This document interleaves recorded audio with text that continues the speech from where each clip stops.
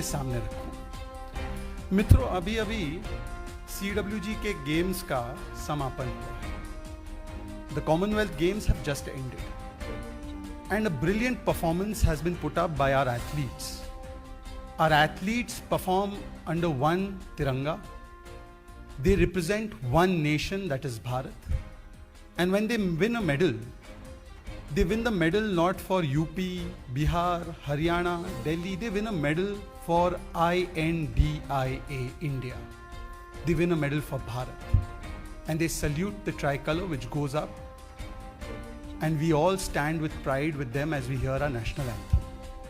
जब कोई खिलाड़ी पदक जीतता है या वो प्रदर्शन करता है अपनी उत्कृष्ट प्रतिभा का, तो वो भारत के तिरंगे के तहत एक भारत का मान बढ़ाने के लिए, तिरंगे का मान सम्मान बढ़ाने के लिए अपना उत्कृष्ट प्रदर्शन देता है। और जब तिरंगा ऊंचा होता है, उसे पदक मिलता है, तो तब पूरे 135 करोड़ लोगों की छाती जो है वो गर्व से फूल जाती है। रोंगटे खड़े हो जाते हैं जब हमारे खिलाड़ी जीतते हैं कोई पदक और फिर नेशनल एंथम हमें सुनाई देता है। ये सभी ने अनुभव किया होगा। परंतु जिन खिलाड़ियों ने तिरंगे के सम्मान के लिए अपना जी जान लगाने का काम किया, उन खिलाड़ियों को भी प्रांतों में बांटकर और ऐसे खिलाड़ियों को अपमानित करने का दुस्साहस आम आदमी पार्टी करती है। ये विडंबना की बात है कि बातें बड़ी बड़ी करेंगे ये लोग। ये कहेंगे हम तिरंगा यात्रा निकालेंगे, ये कहेंगे कि हम तिरंगे का सम्मान करेंगे, ये कहते हैं कि तिरंगे का एडवर्टीजमेंट के जरिए ये रोज तिरंगे की एड लेकर आते हैं केजरीवाल जी। परंतु जो भी तिरंगे का सम्मान करता है, जो भी तिरंगे का मान बढ़ाता है, चाहे वो खिलाड़ी हो, चाहे वो सेना का जवान हो, उनसे सबूत मांगने वाली अगर कोई पार्टी है तो वो है Aam Aadmi Party. If there is one party that always relishes in insulting those who raise the honor of our tricolor, be it the jawan or be it the खिलाड़ी, it is the आम Aadmi party. पिछले कुछ दिनों से आपने देखा होगा कि किस प्रकार से दिव्या काकरन, दिव्या जी कौन है उसका परिचय देने की मुझे आवश्यकता नहीं है, पर फिर भी कुछ लोग अगर नहीं जानते होंगे तो दिव्या जी हमारे देश की एक सम्मानित खिलाड़ी है, रेसलर है। रेसलर्स ने कितना नाम बढ़ाया हमारे देश का CWG में और अन्य इवेंट्स में भी। ब्रॉन्ज मेडलिस्ट है इस गेम्स की। इससे पहले 2018 में एशियन गेम्स मेडलिस्ट है। इसके अलावा अर्जुन अवार्डी है, रानी लक्ष्मीबाई अवार्डी है। दिव्या काकरन जी ने 2018 में भी जब देश का मान सम्मान गौरव बढ़ाने के कार्य किए थे, देश को गौरवान्वित किया था, और उनके लिए एक फेलिसिटेशन प्रोग्राम आयोजित किया था दिल्ली के मुख्यमंत्री ने, विज्ञापन जीवी जिन्हें कहते हैं, क्रेडिट जीवी। तो उस समय उन्होंने मुख्यमंत्री के समक्ष, दिल्ली के अरविंद केजरीवाल जी के समक्ष और उनकी पार्टी और उनकी सरकार के समक्ष ये बात रखी थी कि वैसे तो हमारा स्वागत सत्कार किया जाता है जब हम मेडल जीत जाते हैं, परंतु जब हम सहायता मांगते हैं, जब हमें समर्थन और सहायता की आवश्यकता होती है, when we need the help the most, आप तो फोन भी नहीं उठाते। उनका पूरा 2 मिनट का वीडियो जो उन्होंने सीधी सीधी बातें कही थी अरविंद केजरीवाल जी को, वो मेरे पास है, मैं सुना भी दूंगा अगर आप चाहते हैं तो, वरना ये उपलब्ध है सोशल मीडिया पर, मीडिया में। 2018 में भी जो बातें उन्होंने कही थी और आज वही वस्तु स्थिति आज भी है। ये 2022 में भी जब उन्होंने पदक जीता तब उन्होंने सोशल मीडिया के माध्यम से ये बात रखी कि 2018 में भी यही स्थिति थी और 2022 में भी कांग्रेचुलेशन मैसेज तो आ गए, परंतु जो समर्थन मिलना चाहिए था, जो खिलाड़ियों के मनोबल को बनाए रखने के लिए जो चीजें उपलब्ध करनी चाहिए थी राज्य सरकार को, वो नहीं हुई। बस इतनी सी उनकी खता थी, इतनी सी ही गलती थी कि उन्होंने सच बोल दिया केजरीवाल जी से। इतनी सी ही मात्र गलती थी। देश का गौरव बढ़ाने वाली हमारी बेटी, हमारी बहन अगर सच बोल दे तो उन पर पूरा का पूरा आम आदमी पार्टी का पूरा सोशल मीडिया इंफ्रास्ट्रक्चर इस प्रकार से हावी हो गया इस प्रकार से उनको ह्यूमिलिएट, इस प्रकार से उनको बेइज्जत, इस प्रकार से उनके ऊपर लालचन लगाना, और वो भी किसके द्वारा? आम आदमी पार्टी के मुख्य प्रवक्ता सौरभ भारद्वाज, जो कि एक विधायक है, केजरीवाल के बहुत क्लोज जो उनकी कोटरी है उसमें है। हर झूठ को बचाव करने के लिए, हर भ्रष्टाचार का बचाव करने के लिए अगर संभवतः कोई चेहरा सामने आता है पहले, तो सौरभ भारद्वाज का ही होता है। वो आते हैं और कहते हैं हमारी बहन से, हमारी बेटी से, इस देश का नाम रोशन करने वाली महिला से, खिलाड़ी से, तू दिल्ली से है, मुझे तो लगा तू उत्तर प्रदेश से है। तिरंगे के नीचे खिलाड़ी खेलता है भारत का सम्मान बढ़ाने के लिए। वो CWG वाले हमें नहीं बांटते हैं प्रांतों में। आम आदमी पार्टी बोलती है तू दिल्ली से नहीं है, तू उत्तर प्रदेश से, सबूत दिखा। ये वही सबूत मांगने की प्रक्रिया। This was the same modus operandi of the Aam Aadmi Party to demand the सबूत from our jawans when surgical strike happened. Bharat के तिरंगे की रक्षा करने वाले जवान से भी सबूत मांगेंगे। याद है ना आपको, उन्होंने कहा था सबूत दिखाओ, सर्जिकल स्ट्राइक किया है, कितने बॉडी बैग्स आए टेररिस्ट के, कैसे किया। डीजीएमओ ने अनाउंस किया था इसको, परंतु सबूत मांगे गए आम आदमी पार्टी के द्वारा। और आज जिस भारत की खिलाड़ी ने देश का नाम रोशन किया है, उससे यही आम आदमी पार्टी जो सेना से सबूत मांगती है, तिरंगे के रक्षा करने वालों से सबूत मांगती है, तिरंगे का सम्मान बढ़ाने वाले से सबूत मांग रही है कि तू दिल्ली से है क्या। और ये लगातार तू मैं चल रही है। पूरा आम आदमी पार्टी का इंफ्रास्ट्रक्चर उनको ट्रोल कर रहा है, बद्दी बद्दी बातें बोल रहा है। और फिर इतने दिनों से चल रहा है, परंतु केजरीवाल जी जो ऐड देने में व्यस्त है और अपनी मार्केटिंग करने में मस्त है, वो एक भी बार कुछ नहीं कहते। ये कई दिनों से चल रहा है मामला, it's being happening from many days. आखिरकार एक बेटी को, एक बहन को, हमारी देश की खिलाड़ी को सबूत डालना पड़ा, सर्टिफिकेट डालना पड़ा कि मैं दिल्ली स्टेट को रिप्रेजेंट करती हूं। उनका सर्टिफिकेट उनके ट्विटर हैंडल पर है, देख सकते हैं।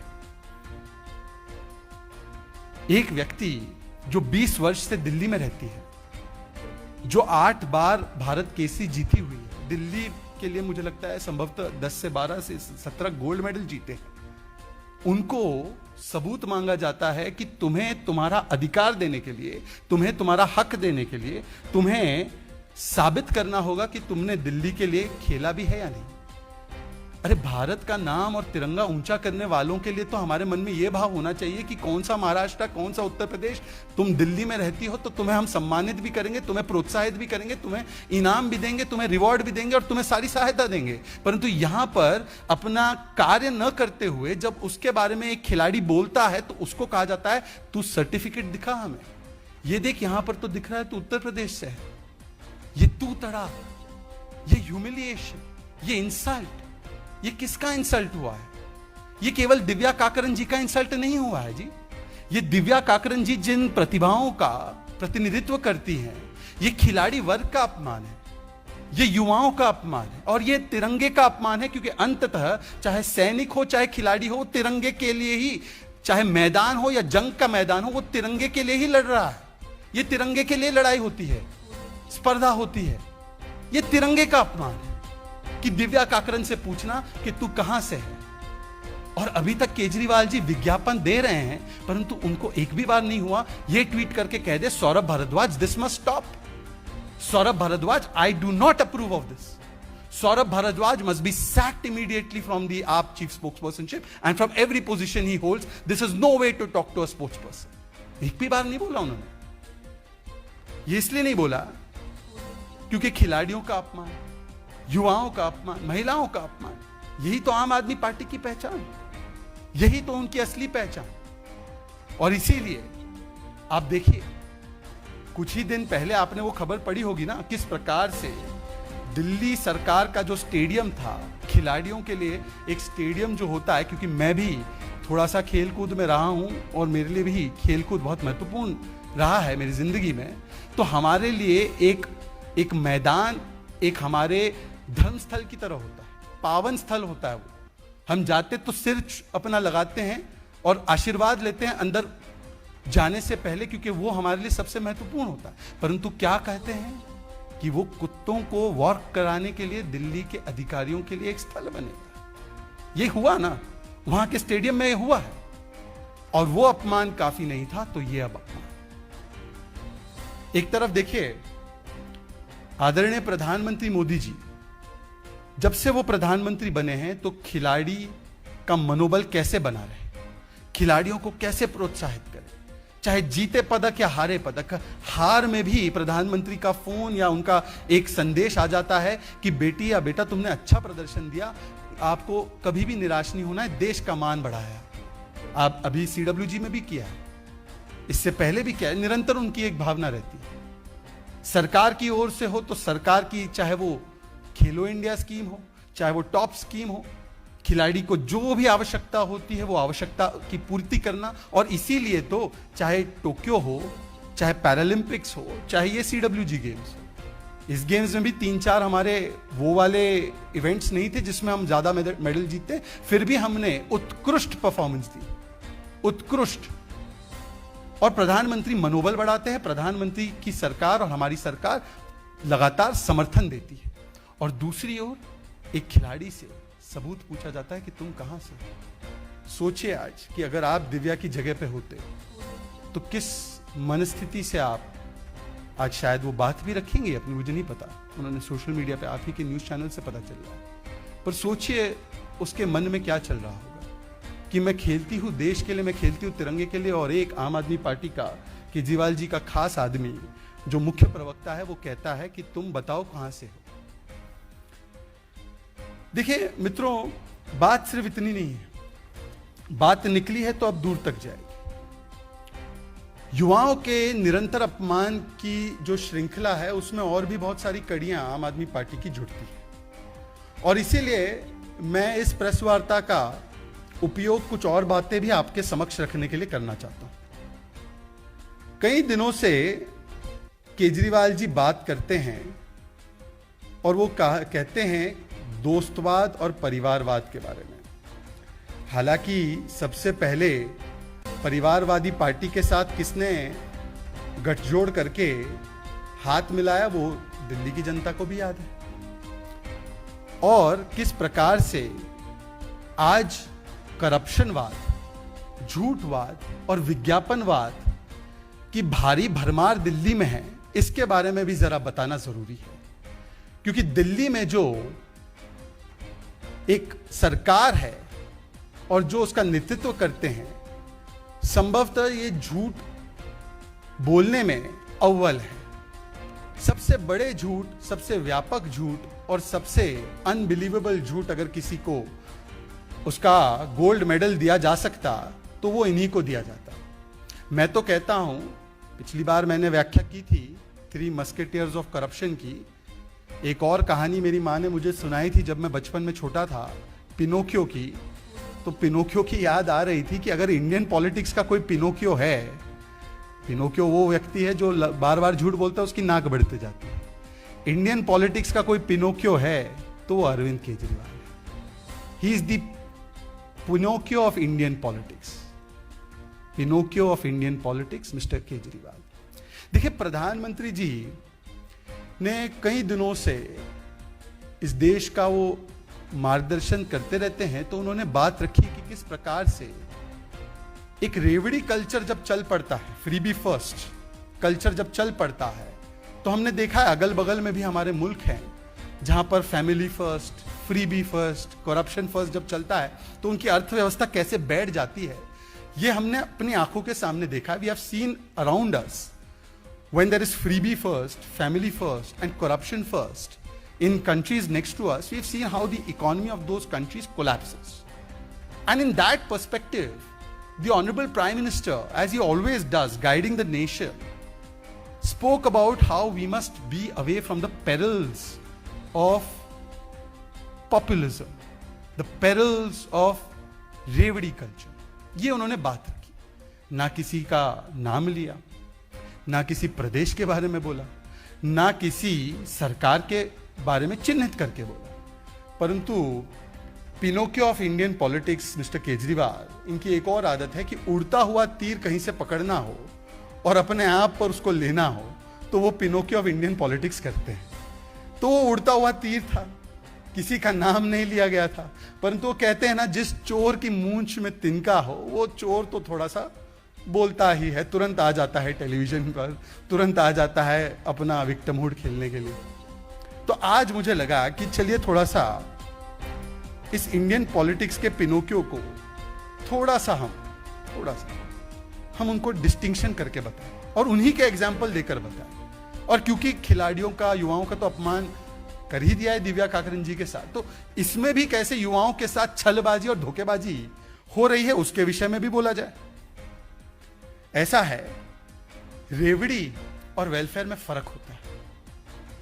वेलफेयर तब होता है, वेलफेयर पॉलिसीज तब होती है जब एक तबका जो बहुत गरीब, जो बहुत वंचित होता है, उसको स्पेसिफिकली टारगेट करके उसको सशक्त करने के लिए उसके पास वो सुविधाएं पहुंचाती है, जन सुविधाएं, जो बुनियादी सुविधाएं हैं जिससे कि उनको 70 वर्षों तक अलग रखा गया, और वो सुविधाएं जब उनके पास पहुंचती है तो वो सशक्त होते हैं और पूरी पॉपुलेशन की प्रोडक्टिविटी बढ़ती है। ये वेलफेयर होता है। आपको मैं उदाहरण देता हूं, बैंक अकाउंट, जिसकी वजह से अगर कोई उनको ट्रांसफर करना है तो बिना लीकेज इन द सिस्टम, बिना करप्शन के उनके बैंक अकाउंट में जाए।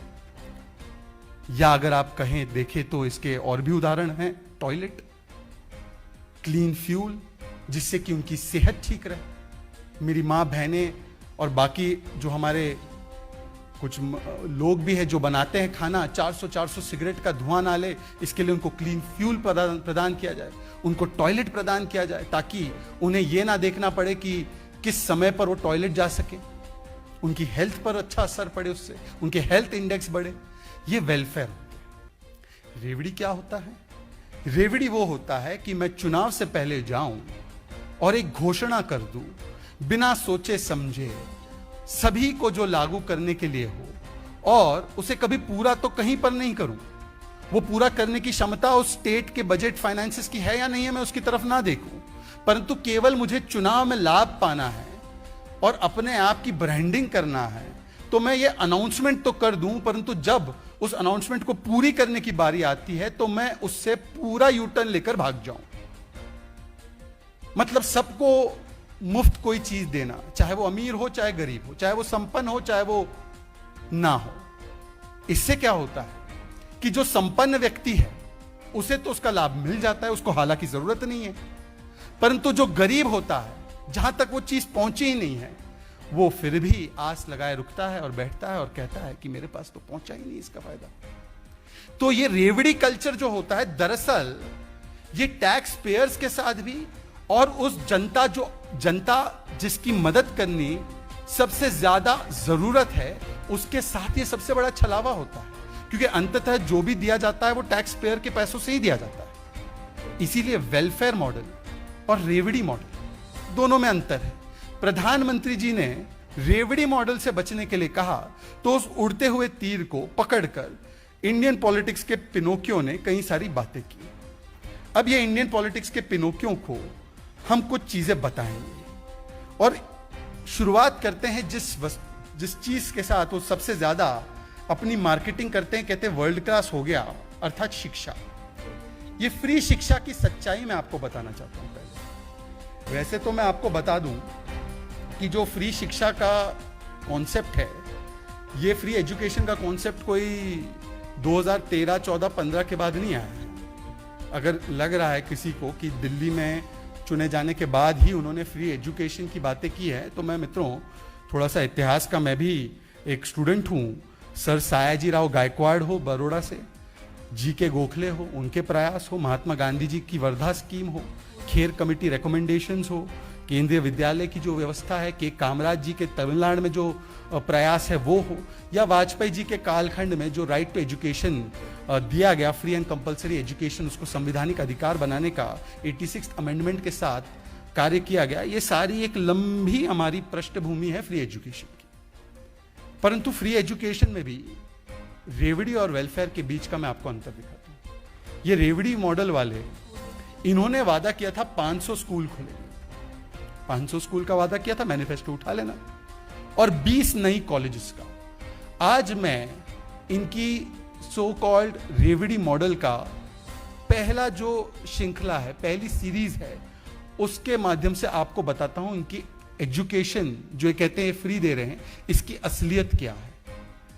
500 नए स्कूल खोलना तो दूर की बात है, 850 ठेके की व्यवस्था तो कर दी थी उन्होंने, मंदिर के पास, मस्जिद के पास, स्कूल के पास, सारी जगहों पर। 2 डजन से ज्यादा स्कूल, लगभग 31 स्कूल बंद किए गए दिल्ली में पिछले 8 वर्ष। और इस विषय को हमारी विधानसभा में, दिल्ली की विधानसभा में हमारे नेता प्रतिपक्ष बिदुड़ी जी ने उठाया था, रामवीर बिदुड़ी जी। दिल्ली में 1037 स्कूल है, 1027 स्कूल। दिल्ली के इस 1027 स्कूल्स में 700 स्कूल ऐसे हैं जिनमें 11वीं और 12वीं में साइंस और कॉमर्स ही नहीं। पढ़ेंगे क्या बच्चे? What will the students learn? 745 school से ज्यादा स्कूल्स में, इन 745 स्कूल्स प्रिंसिपल नहीं है। Principal is not there in दो स्कूल्स। 1027 स्कूल्स में से 745 स्कूल्स में प्रिंसिपल्स नहीं है। एनसीपीसीआर की जो चाइल्ड प्रोटेक्शन कमिटी है, राइट्स को देखती है चिल्ड्रन के, उनकी नोटिस भी जारी हुई है, खबर छपी आप ही के माध्यम से। इस पर कोर्ट ने उनको चैस्टाइज किया है, कोर्ट ने इनसे सवाल पूछे। अब सोचिए कितना बड़ा घोटाला है इसमें। अगर वो 25% का फायदा ईडब्ल्यूएस को नहीं दिया जा रहा है, इकोनॉमिकली वीकर सेक्शन को नहीं दिया जा रहा है, तो इसका मतलब वो स्कूल्स की सीट्स कहां जा रही है, कैसी भरी जा रही है? शिक्षा में घोटाला। उसके बाद क्लास 10th सीबीएसई का पास परसेंटेज हुआ करता था 2011 में 98.5, आज वो गिर कर 68.9। ये स्कूल्स का उद्धार हुआ है या ये स्कूल्स का बंटाधार हुआ है? 1-2 स्कूल बनाना और उसकी मार्केटिंग अच्छी कर देना, उसको उसकी पुताई लिपाई करके उसको टीवी के एडवर्टीजमेंट में डाल देना, ये एक अलग मॉडल है। This is a different model, it's called marketing model. पर असलियत मॉडल क्या है कि सीबीएसई 10th के पास परसेंटेज कम हुए, और वो तब जब 9th स्टैंडर्ड में 40% स्टूडेंट्स को ड्रॉप आउट करने के लिए मजबूर किया गया। क्यों ड्रॉप आउट करने के लिए मजबूर किया गया? ताकि 10वीं में ये लोग जाएंगे तो हो सकता है ये पास ना हो तो पास परसेंटेज और कम हो जाएगा 10वीं का, तो पहले ही 9th में उनको फोर्स कर दो कि आप बाहर जाइए। 12 कॉलेजेस डीयू की, उनकी फंडिंग स्टॉप कर दी गई है। मैं नहीं कह रहा, डीटीए प्रेसिडेंट ने कहा है, लेटर लिखा है, हाथ जोड़कर कहा है, सर जी ये एडवर्टीजमेंट वाला फंड काट के थोड़ा हमारा फंड दे दो ताकि टीचर्स को जो है उनकी सैलरी वेतन दी जाए। ये हकीकत है, आप चेक कर लेना, मैं झूठ नहीं बोलता। झूठवाद का वैसे ही कोई और प्रचार करता है। अभी अभी मैंने आपको कुछ दिन पहले बताया था कि 7% ये लोग हाइक करना चाहते थे प्राइवेट इंस्टीट्यूशंस में, डिप्लोमा इंस्टीट्यूशंस में फीस को। 7%, मतलब लिकर पर तो डिस्काउंट दे रहे थे, 50 रुपये पर crate, 144 crore gone, 30 crore gone, liquor mafia आप लो लाभ। और शिक्षा में 7% फीस बढ़ा रहे हैं, और फिर पूरे देश में क्या आंदोलन चलाते हैं ये लोग और किस बात का प्रचार करते हैं आप जानते हैं। पर बच्चों की कमर तोड़ने के लिए, उनके माँ बाप की कमर तोड़ने के लिए एलजी साहब ने बोला नथिंग डूइंग, मैं ये नहीं करूंगा। और इस वाली फाइल पर तो सीएम ने खुद दस्तखत किए थे, आमतौर पर उनका ओएसडी करके भेजता है। मुझे बताया गया इस वाली फाइल पर, क्योंकि प्राइवेट इंस्टीट्यूशंस का भी कोई माफिया होगा। देखिए सारे माफियाओं को संरक्षण देने में Arvind ji Pinocchio of Indian politics आगे हैं। लिकर माफिया, हवाला माफिया, स्कूल स्कैम माफिया, अब ये प्राइवेट इंस्टीट्यूशन माफिया, और भी माफिया है। तो ये प्राइवेट माफिया को, एजुकेशन माफिया को, क्योंकि उनके दोस्त होंगे, उनके मित्र होंगे, उनको करप्शनवाद आगे बढ़ाना है, तो उनको कैसे फायदा मिले, तो उन्होंने साइन पर्सनली करके दिए। एलजी ने कहा नहीं होगा। टीचर्स, शिक्षक, 22,000 गेस्ट टीचर्स की नौकरियां छीन ली। इनको अभी तक जो बचे हैं उनको परमानेंट नहीं बनाया। 45,000 से ज्यादा टीचर पोजीशन वेकेंट है। ये जब स्कूल, आप स्कूल करते हैं, 700 स्कूल में प्रिंसिपल नहीं है, 45,000 से ज्यादा टीचर नहीं है, इन स्कूल्स में वाइस प्रिंसिपल नहीं है, इन स्कूल्स में साइंस और कॉमर्स नहीं सिखाया जा रहा है, इन स्कूल्स में व्यवस्थाएं नहीं है, तो सर जी ये स्कूल कैसे आपके वर्ल्ड क्लास हुए? ये कैसे वर्ल्ड क्लास हुए? क्योंकि उनके पास एक ठेका खोल दिया है, इसलिए now you will have beer bar next to school, that is why this is world class. Classroom में भी पर भ्रष्टाचार करना है, स्कूल के नाम पर भी भ्रष्टाचार करना है, पैसा कमाना है, तो उसमें भी। और ये देखिए, मैं नहीं कह रहा हूं, ये तो खुद सिसोदिया जी ने पत्र लिखा है, उनके वो सॉरी हेल्थ मिनिस्टर, हवालात मंत्री निकल जाता है, सॉरी माफी चाहता, हेल्थ मिनिस्टर सत्येंद्र जैन, जो जिनके पास शायद वो भी है, पीडब्ल्यूडी का भी विभाग है, तो उनको लिखा है कि किस प्रकार से ये तो घोर भ्रष्टाचार हुआ है, लो क्वालिटी मटेरियल यूज हुआ है, डेफिशिएंसी है कंस्ट्रक्शन में, और बहुत सारी शॉर्टकमिंग्स है इन कंस्ट्रक्शन से। इसमें हमारे वरिष्ठ नेता संबित पात्र जी ने इस पर प्रेस वार्ता भी की थी, 15 कंप्लेंट्स थी, तो इन्होंने ही बताया करप्शन हो रहा है।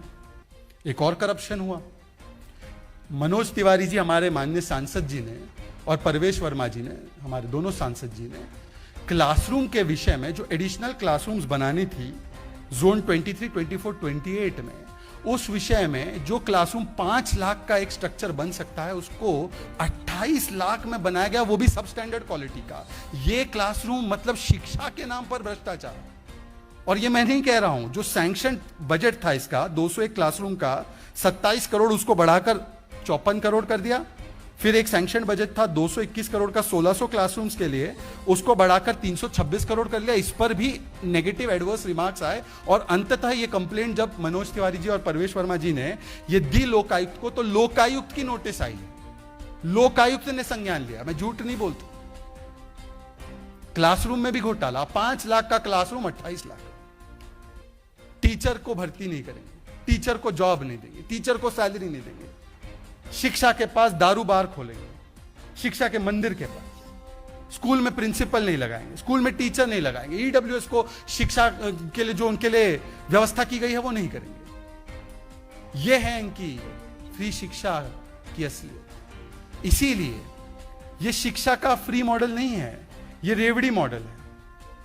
और अगर आप इसकी तुलना वेलफेयर से करें, ये तो रेवड़ी मॉडल था, वेलफेयर से करें तो पिछले 8 वर्षों में केंद्र की सरकार ने क्या किया? 2012-13 में केवल 36% स्कूलों में हैंड वॉश की फैसिलिटी। सोचिए, वहां पर लंच होता है, शॉर्ट ब्रेक होती है, तो हाथ से बच्चे खाना खाते हैं, हैंड वॉश की फैसिलिटी नहीं थी। टॉयलेट गए तो हैंड वॉश की फैसिलिटी नहीं थी। आज 2019-20 आया है तो 90% स्कूल्स में हैंड वॉश की फैसिलिटी। वेलफेयर। रेवड़ी क्या है? 700 स्कूल में प्रिंसिपल ना देना। वेलफेयर क्या है? हैंड वॉश की फैसिलिटी देना। 97% स्कूल्स में आज लड़कियों के लिए टॉयलेट है। आप सोचिए, अगर एक लड़की के लिए टॉयलेट ना हो एक स्कूल में, कोएड स्कूल में, वो क्या करेगी? वो या तो स्कूल ही नहीं जाएगी। वो कैसे? आप पूरा दिन बिना टॉयलेट जाना संभव है क्या? 8-8 घंटे, 6-6, जो भी जितने भी घंटे क्लासेस हो, इज इट पॉसिबल? टॉयलेट लड़कियों के लिए बनाना स्कूल में, वेलफेयर मॉडल। गेस्ट टीचर्स और टीचर्स को जॉब ना देना, परमानेंट ना करना, सैलरी ना देना, रेवड़ी मॉडल। एडवर्टाइजमेंट उस पर देना पड़ा। लाइब्रेरी रीडिंग रूम 69% स्कूल्स में था 2012-13 में। आज 2019-20 जब आया है तो ये 84% हुआ है। किताबें और शिक्षा का तो एक बहुत ही गहरा रिश्ता है, बिना किताबें शिक्षा नहीं मिल सकती। हायर एजुकेशन, 20 कॉलेजेस बोला था केजरीवाल ने, एक नया कॉलेज बनाया हो तो बता देना। हायर एजुकेशन में 2014 से लेकर अब तक हर रोज 2 नए कॉलेज खुले। 2013-14 में 36,634 कॉलेज थे, 2019-20 आते आते 42,334 कॉलेज हैं। ये हमने किया, कॉलेज बनाना, प्रतिदिन 2 कॉलेज तैयार करना, वेलफेयर मॉडल। प्रतिदिन केवल कॉलेज और स्कूल बनाएंगे, इसकी एडवर्टाइजमेंट देना, रेवड़ी मॉडल। यूनिवर्सिटी, हर हफ्ते एक यूनिवर्सिटी बनी। 2013-14 में 723 यूनिवर्सिटी थी, आज 2019-20 आते आते 1034 यूनिवर्सिटी। यूनिवर्सिटी बनाना, वेलफेयर मॉडल। ज्यादा सीटें होंगी तो ज्यादा लोग पढ़ेंगे। रेवड़ी मॉडल क्या है? कि शिक्षा के क्लासरूम में भी भ्रष्टाचार करना और फिर बोलना कि हमने वर्ल्ड क्लास मॉडल बनाया। मित्रों, इस प्रकार से मैं आज ही सारे रेवड़ी मॉडल्स के बारे में नहीं बोलूंगा। हेल्थ, एम्प्लॉयमेंट, डीटीसी बसेस और फ्री सवारी, तथाकथित फ्री सवारी, तथाकथित जो अन्य बेनिफिट्स है, किस प्रकार से राशन कार्ड नहीं दिए गए हैं, किस प्रकार से एम्प्लॉयमेंट में झोल, 10 लाख की नौकरियां कहकर 3,246 नौकरियां देना आरटीआई के माध्यम से जानकारी आई है। 6 महीने में 7 अस्पताल बनेंगे, आरटीआई के माध्यम से पता चला एक नया अस्पताल नहीं बना। ये सारी चीजों पर भी हम लोग विस्तृत रूप से अपनी बातें रखेंगे, क्योंकि ये श्रृंखला है, ये सीरीज है, ये series of exposé of the रेवड़ी मॉडल ऑफ दिल्ली, ये होगा। परंतु आज मेरा सवाल ये है कि क्या इन सारे विषयों से भागने के लिए अभी कुछ ही देर में ये हमारा सौभाग्य होगा कि अरविंद केजरीवाल जी टेलीविजन पर आएंगे, और वो आएंगे और फिर से वो कोई और बात पे बात रखेंगे, झूठ बोलेंगे। झूठ बोलना उनका अधिकार है, पिनोकियो तो है वो, तो एक और नया झूठ बोलेंगे जिससे कि पूरे देश का अटेंशन डाइवर्ट हो जाए।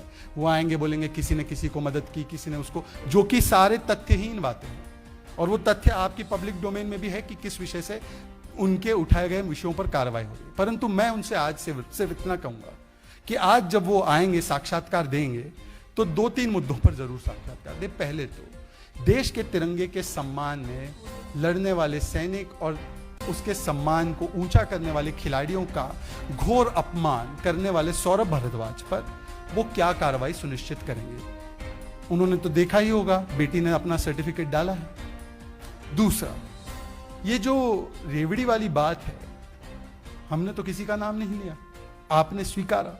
अब जब स्वतः ही स्वीकारा है, तो ये शिक्षा में जो उन्होंने किया है, ये पूरा उनका उपलब्धि का पुलिंदा आपके सामने पेश किया है, तो जरा उनसे पूछ लेना कि ये 700 स्कूल में प्रिंसिपल कब आएंगे।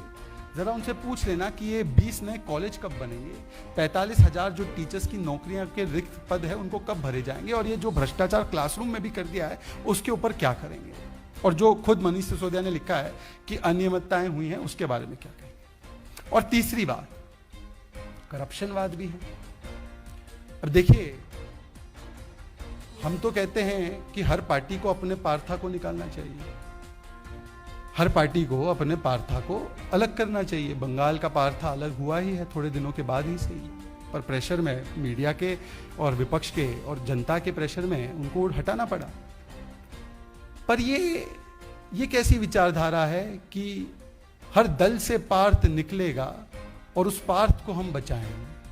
और अरविंद जी के यहां से तो हर रोज एक नया पार्थ निकलता है, एक नया पार्था चैटर्जी निकलता है जो भ्रष्टाचार के नए पैमाने स्थापित करता है। उन्होंने एक बार कहा था कि हम कट्टर देशभक्त है, वो तो दिख गया अभी तिरंगे का अपमान कैसे कर रहे हैं, और हम कट्टर ईमानदार हैं।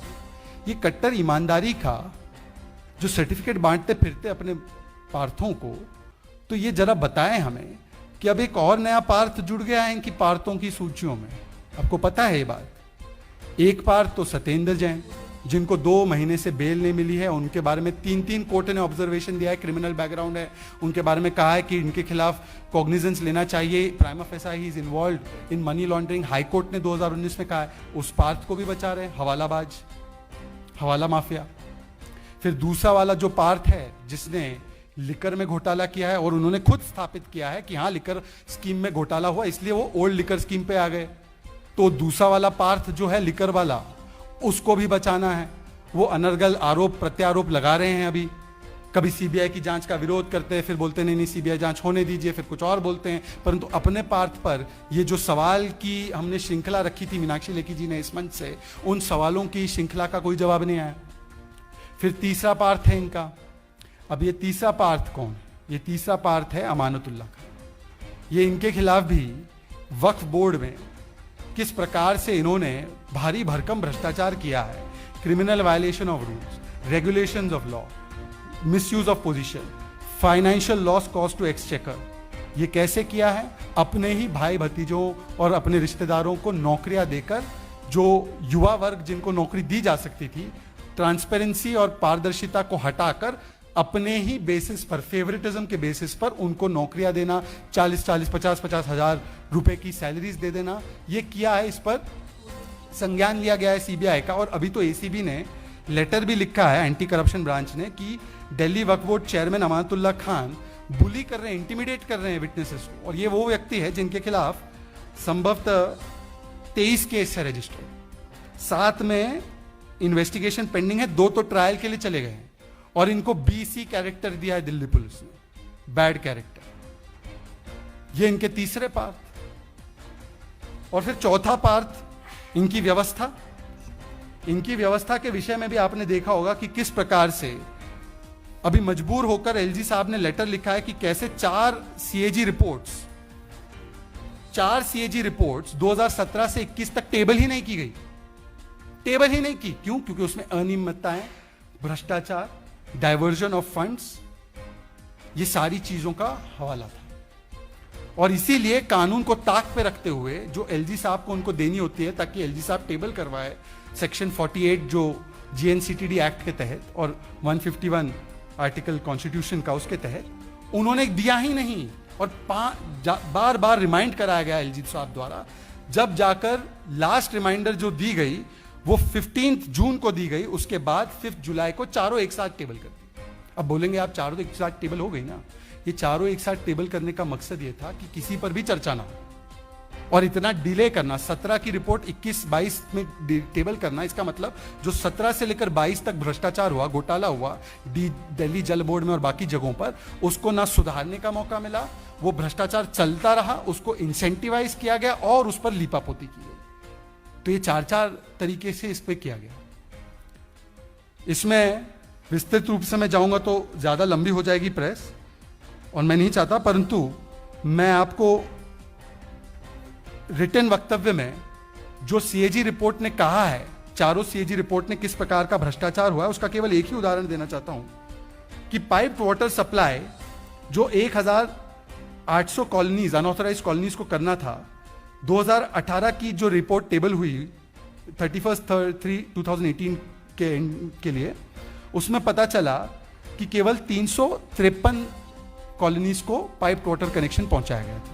इसका मतलब कि टैंकर माफिया को बढ़ाने के लिए यह किया गया। क्योंकि अगर मेरे कॉलोनी में पाइप्ड वाटर ही नहीं आएगा तो मेरे पास पानी का दूसरा स्रोत क्या होगा?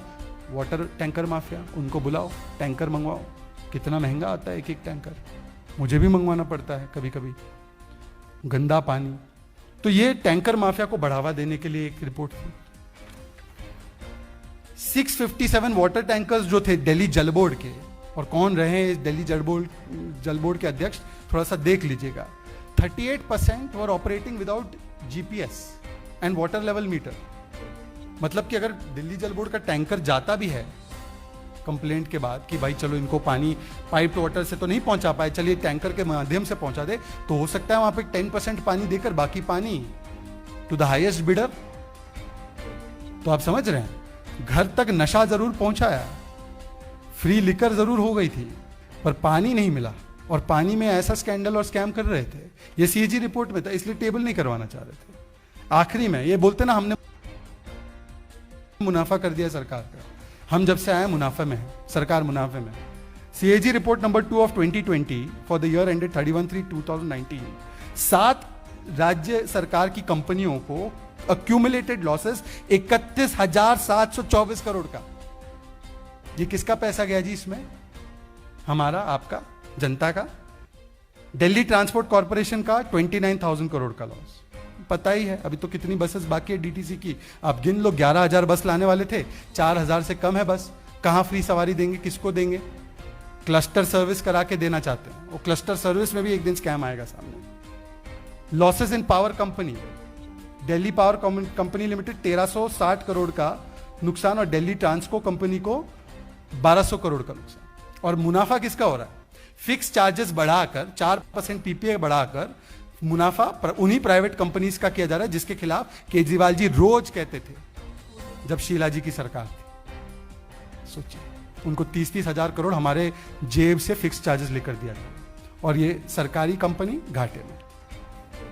अच्छा, दिल्ली जल बोर्ड को लोन दिए गए हैं, बहुत लोन दिए जाते हैं ताकि वो अफलोट रहे। ये इनका वाटर मॉडल है, इसमें भी हम विस्तृत रूप से रखेंगे, पर आपको सिर्फ एक झांकी दे रहा हूं, एक ट्रेलर दे रहा हूं। ये 27,660 करोड़ का outstanding loan as of 31 March 2019। No loan has been repaid by DJB in the last 5 years, ये सीएजी रिपोर्ट ने कहा 31/3/2019 को। मतलब 5 वर्ष जो हुए केजरीवाल जी के क्या कहे सुशासन काल में, तो एक लोन डीजेबी जो उसके ऊपर हजारों करोड़ के लोन थे वो चुका नहीं पाए, घाटे में ही चले। और हाईकोर्ट के सामने सीएजी को यह भी कहना पड़ा, आप जाके देख सकते हैं इसको, कि डीजेबी अपने अकाउंट्स ही नहीं दे रही थी ऑडिट के लिए। ये इनकी पारदर्शिता, ये इनके पैमाने। तो कुल मिलाकर मित्रों, ये पिनोकियो ऑफ इंडियन पॉलिटिक्स ने फ्री शिक्षा, फ्री पानी, फ्री बिजली, फ्री स्वास्थ्य कुछ नहीं दिया। हाँ, दिया है तो free corruption, free pollution, free विज्ञापन, फ्री तुष्टीकरण, फ्री नशा। विज्ञापन दो, व्यवस्था पे स्लो, पोस्टर में हीरो, असलियत में जीरो। इसी को कहते हैं रेवड़ी मार। बहुत बहुत धन्यवाद। उम्मीद है कि केजरीवाल जी सवालों का जवाब देंगे।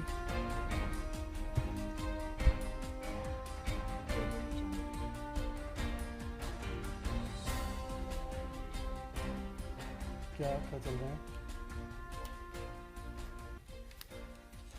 मुझे लगता है कि ये महत्वपूर्ण है कि कम से कम हमारी जो राष्ट्रीय सम्मान को बढ़ाने वाली खिलाड़ी है दिव्या जी, उसके विषय में केजरीवाल जी हमें बताएं कि क्या कार्रवाई करेंगे वो सौरभ भारद्वाज को। पहली बार नहीं है कि महिलाओं का और खिलाड़ियों का अपमान है। इस विषय को वो लाइटली ना लें, ये मेरा उनसे विशेष आग्रह है।